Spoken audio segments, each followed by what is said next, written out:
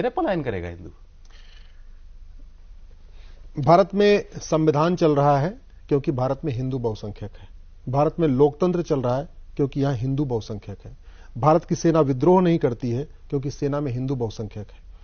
भारत के जो नौकरशाह हैं वो सत्ता परिवर्तन के लिए साजिश नहीं करते क्योंकि नौकरशाही में भी हिंदू बहुसंख्यक है। अगर भारत में जो कुछ ठीक चल रहा है, जो पाकिस्तान जो होता है वो भारत में नहीं होता, जो बांग्लादेश में होता है वो भारत में नहीं होता, उसका मूल कारण है कि भारत में हिंदू बहुसंख्यक है। मैं आपको कुछ इंटरनेशनल पर्सपेक्टिव बताता हूं। भारत के बॉर्डर पे 9 देश है। 9 देश में 9 के 9 उनके टारगेट पे हैं कि 9 के 9 को उसको खुरासान कहते हैं। बेसिकली वो खुरासान प्रांत कहते हैं कि पूरे खुरासान पे गजवा हिंद करना। जब हम गजवा हिंद की बात करते हैं तो हिंदुस्तान को नहीं कन्वर्ट करना, उस पूरे खुरासान को ही कन्वर्ट कर देना। ये जिहादी डॉक्ट्रिन है। जिहादी डॉक्ट्रिन है। रिटन डॉक्यूमेंटेड है, मल्टीपल कॉन्स्पिरेसी थ्योरी नहीं है जिसको कई वामपंथी पत्रकार कहते हैं। तो बोलते हैं दुनिया का सबसे बड़ा जमाती संगठन जो 150 देशों में काम करता है, जिसको रूस ने बैन किया, तजाकिस्तान ने बैन किया, उज्बेकिस्तान ने बैन किया है, विकिपीडिया पे अवेलेबल है, उसका मुख्यालय भारत में है। भारत का ही एक टुकड़ा अफगानिस्तान बन गया। अफगानिस्तान से हिंदू, जैन, बौद्ध, सिख खत्म हो गए, अगड़े पिछड़े खत्म हो गए, ब्राह्मण, क्षत्रिय, वैश्य, दलित खत्म हो गए। हिंदुस्तान का ही एक टुकड़ा पाकिस्तान बना, हिंदू, जैन, बौद्ध, सिख खत्म हो गए, ब्राह्मण, क्षत्रिय, वैश्य, दलित खत्म हो गए। हिंदुस्तान का ही एक टुकड़ा मालदीव था जहां चोल राजा राज किया करते थे, मालदीव से हिंदू, जैन, बौद्ध, सिख खत्म हो गए। हिंदुस्तान का एक बांग्लादेश एक टुकड़ा था जिसको ईस्ट बंगाल कहते थे। भाई वेस्ट पंजाब पाकिस्तान में चला गया और ईस्ट बंगाल बांग्लादेश बन गया। ईस्ट बंगाल में हिंदू, जैन, बौद्ध, सिख अभी जैसा सिंह साहब ने बताया 7% बचे हुए थे। अगले 2 से 3 साल के अंदर वो सब या तो कन्वर्ट हो जाएंगे या तो भाग जाएंगे। तो आपका बांग्लादेश भी हिंदू, जैन, बौद्ध, सिख से खत्म हो चुका है। अब मैं आता हूं जो 5 देश बचे हुए। अब उनकी जो जमातियों की जो अगला टारगेट है, भारत, नेपाल, म्यांमार, श्रीलंका और भूटान। और इन 5 देशों में आप देखिए बहुत तेजी के साथ डेमोग्राफिक चेंज हो रहा है। भारत की बात मैं करूं, 28 राज्य हैं, 8 केंद्र शासित प्रदेश हो गए, टोटल हो गए 36। 36 में से 9 राज्यों में हिंदू खत्म हो चुके हैं। भारत में 800 जिले हैं, 800 जिलों में से 200 जिलों में हिंदू खत्म हो चुके हैं, यानी 25% जिलों में खत्म हो चुके हैं। भारत में 6000 तहसीलें हैं, 6000 तहसीलों में से 1500 तहसीलों की डेमोग्राफी चेंज हो चुकी है, यानी 25% तहसीलों की डेमोग्राफी चेंज हो चुकी है। भारत के बॉर्डर पे 300 तहसीलें हैं, मतलब आपका चाहे गोवा बॉर्डर, चाहे आपका गुजरात बॉर्डर हो गया या राजस्थान बॉर्डर, समुद्री या लैंड बॉर्डर दोनों, जो हमारे बॉर्डर पे, उस पे टोटल 300 तहसीलें हैं। मैं कह रहा हूं कि आप इसको होम मिनिस्ट्री क्लेरिफाई कर ले, आईबी क्लेरिफाई कर ले, जिसको क्लेरिफाई, इसको मतलब सर्टिफाई कर सकता जो बात मैं कह रहा हूं। 300 की 300 तहसीलों की डेमोग्राफी सौरभ जी बदल चुकी है। भारत में जब मैंने 2017 में पीआईएल फाइल किया था, जब उस पर मैं काम कर रहा था, उस समय में आंकड़े राज्यवार दिए थे कि भारत में 5 करोड़ घुसपैठी आ चुके हैं। अच्छा, डेमोग्राफी बदली कैसे जा रही है?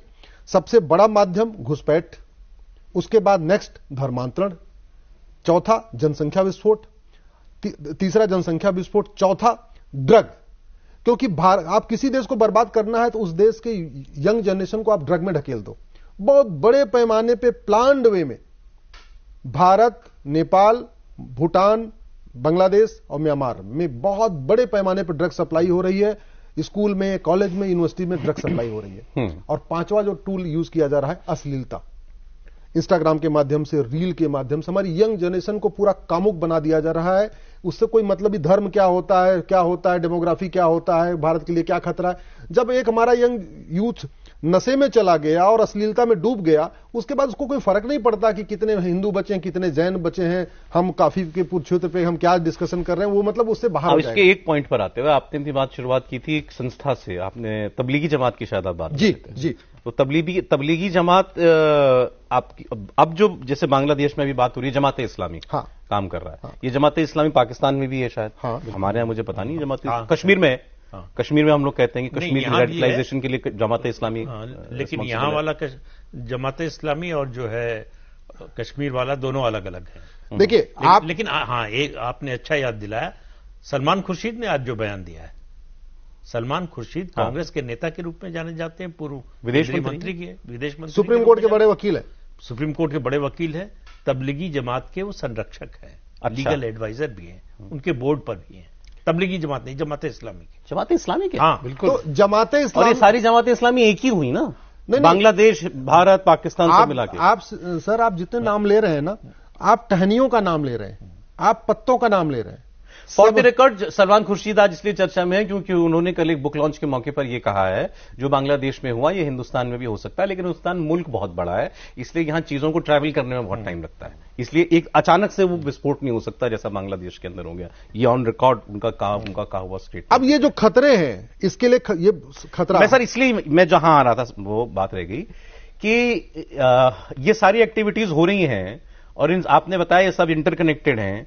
वहां जमाती इस्लामी तो कर रहा है ना बांग्लादेश में जो कुछ कर रहा है जिन लोगों को जो मार सारे के सारे वेल कनेक्टेड हैं, वेल ऑर्गेनाइज्ड हैं, चाहे वो पाकिस्तान का जमाते इस्लामी है, चाहे भारत का पीएफआई है, चाहे बांग्लादेश का जमाते इस्लामी है, सब कनेक्टेड है। अल्टीमेट सोच है गजवा हिंद। अब मैं फिर से करेक्ट कर दूं, गजवा हिंद का मतलब केवल हिंदुस्तान से हिंदुओं को खत्म नहीं करना, क्योंकि तो पूरी दुनिया में इस्लाम जैन बौद्ध सिख और हिंदू ये सब हिंदू ही हैं। हम अपने को मानते हैं कि मैं तो आप जैन हैं, आप बौद्ध हैं, आप सिख हैं, हिंदू हैं, नहीं। गजवा हिंद का मतलब सारे के सारे, और बड़ी सक्सेसफुली भारत का हिस्सा अफगानिस्तान, भारत का हिस्सा पाकिस्तान, भारत का हिस्सा मालदीव, भारत का हिस्सा आपका बांग्लादेश ऑलरेडी कन्वर्ट हो चुका है। बांग्लादेश में जो खेल चल रहा है और भारत के अंदर विदिन, और बड़े प्लान्ड में उन्होंने भारत के अंदर सांसदों विधायकों को भी अपने पेरोल पर रख लिया। पत्रकारों को बुरा मत मानिएगा, भारत के बहुत सारे पत्रकार भी जमातियों के पेरोल पे हैं, उनको फंडिंग आती है।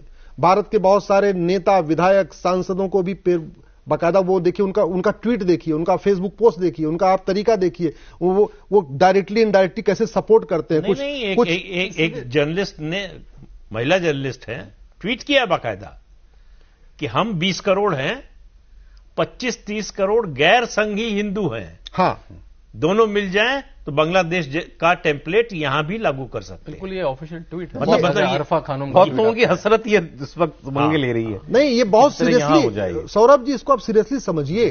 हमारे पूर्वजों ने कभी सोचा नहीं था कि पाकिस्तान छोड़ के भागना पड़ेगा। आडवाणी जी, राम जेठमलानी जी, पृथ्वीराज कपूर जी ने, सुनील दत्त जी ने, गुलजार साहब ने, मिल्खा सिंह ने, लाला अमरनाथ ने कभी सोचा था कि अपना घर परिवार छोड़ के भागना पड़ेगा? भागे कि नहीं भागे? अरे आप तो छोड़िए, जो कुछ बांग्लादेश में एक हफ्ते से हो रहा है, एक सप्ताह के पहले क्या बांग्लादेश के हिंदू, जैन, बौद्ध ने, सिखों ने सोचा था मेरी दुकान जल जाएगी? कभी सोचा था उनकी हमारी बेटियों के साथ रेप होगा? कभी उन्होंने सोचा था हमें यहां से छोड़ के भागना पड़ेगा? हो रहा है ना।